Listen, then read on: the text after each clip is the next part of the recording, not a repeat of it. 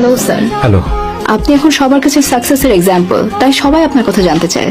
আচ্ছা, আমরা কিভাবে বুঝবো জীবনে সাকসেসফুল হয়েছে কিনা? অতীতই আমাদেরকে বলে দেবে আমরা সফল হয়েছি কিনা।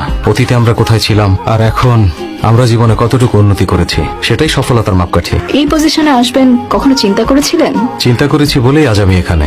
আপনার বাৎসরিক স্যালারি $125 মিলিয়ন, যা হিসাব করলে দেখা যায় 1000 কোটি টাকারও বেশি। সাথে আছে কোম্পানির শেয়ার।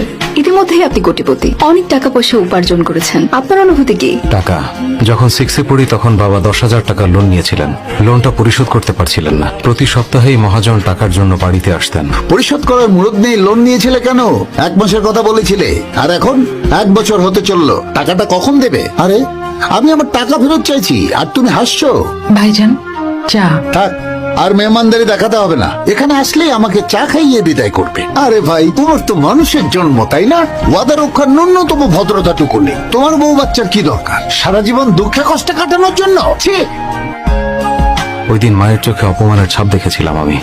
আমরা বাড়িতে থাকলেও তখন মা প্রতিবেশীদের দিয়ে সব সময় আমাদের দরজায় তালা মেরে রাখতেন। আজ আমি 1000 কোটি টাকা উপার্জন করছি, কিন্তু এখনো সেই 10,000 টাকা না থাকার ব্যথাটা আমাকে ভাবায়। টাকা আসলেই অদ্ভুত একটা জিনিস। It's nothing but again it's everything.